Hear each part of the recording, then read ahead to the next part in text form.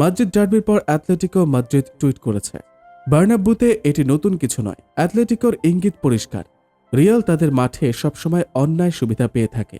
Real অ্যাটলেটিকোর গত লড়াইয়েও তা হয়েছে। রেফারির বেশ কিছু সিদ্ধান্ত অ্যাটলেটিকোর বিরুদ্ধে গেছে। হারতে বসা ম্যাচে রিয়াল শেষ পর্যন্ত 1-1 ড্র নিয়ে 1 পয়েন্ট বাঁচাতে পেরেছে। যদিও অ্যাটলেটিকো এখনও মনে করে জয়ই প্রাপ্য ছিল তাদের। সামাজিক মাধ্যমে ট্রোল হচ্ছে, রেফারিকে ঘুষ দেয় বার্সেলোনা, আর সুবিধা তো দেখি পায় রিয়াল মাদ্রিদ। এদিকে বলা যায় রিয়াল মাদ্রিদের লা লিগা জয়ের আশা অফিসিয়ালি শেষ। একটা টিম যেখানে পুরো ইউরোপ দাপিয়ে বেড়ায়, বড় বড় দলগুলোকে নাকানি চুবানি খাওয়ায়, সেখানে সেই দলটাই নিজেদের ঘরের টুর্নামেন্টে কি করে এত বাজে খেলে সেটা মাথায় ঢুকে না। কিন্তু এর মাঝেও রয়েছে অ্যাটলেটিকো ম্যাচের বিতর্ক। মাদ্রিদ ডার্বি নিয়ে স্পেনের রাজধানী শহর এমনিতেই দুই ভাগ হয়ে যায়। এ নিয়ে উত্তেজনা তুঙ্গে ওঠে। এর মধ্যে ম্যাচে রেফারির বেশ কিছু বিতর্কিত সিদ্ধান্তে ম্যাচটি নিয়ে আগুন ছড়িয়েছে। 64 মিনিটে অ্যাঙ্গেল কোরেয়াকে লাল কার্ড দেখান রেফারি, অথচ রিপ্লে দেখে মনে হয়েছে এটা বড়জোর একটা হলুদ কার্ড হতে পারত। বেচারা কোয়েরা মাঠে নামার 20 মিনিটের মধ্যেই লাল কার্ড দেখতে হলো। শেষের আধা ঘন্টা একজন খেলোয়াড় কম নিয়ে খেলতে হয়েছে অ্যাটলেটিকোকে। তবুও অ্যাটলেটিকো প্রাণপণে চেষ্টা করে গেছে। 78 মিনিটে হোসে গিমিনেজের গোলে এগিয়ে গিয়েছিল তারাই। 85 মিনিটে আলভারোর গোলে অবশ্য রিয়াল সমতা ফেরায়। দুই উরুগুয়ানের গোল পাল্টা গোলে শেষ পর্যন্ত সমতা নিয়েই শেষ হয় দুদলের ম্যাচ। অ্যাটলেটিকো অবশ্য মনে করে রেফারির কারণে জয় ছিনতাই করে নেওয়া হয়েছে তাদের কাছ থেকে।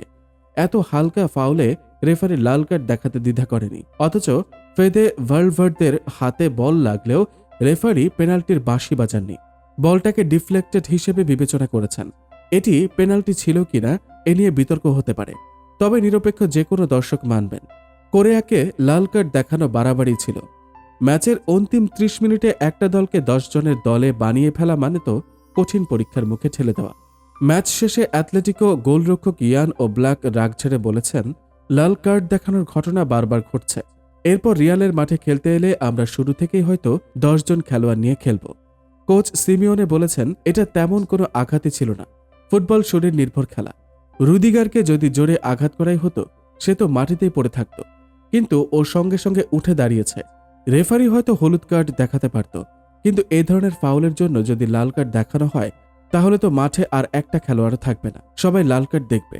গত মাসে কোপা ডেল রের কোয়ার্টার ফাইনালে রিয়াল অ্যাটলেটিকো ম্যাচে অ্যাটলেটিকোর সাভিচ লাল কার্ড দেখেছিলেন। গত সেপ্টেম্বরে লা লিগার ম্যাচে লাল কার্ড দেখেছিলেন মারিও হারমোসো।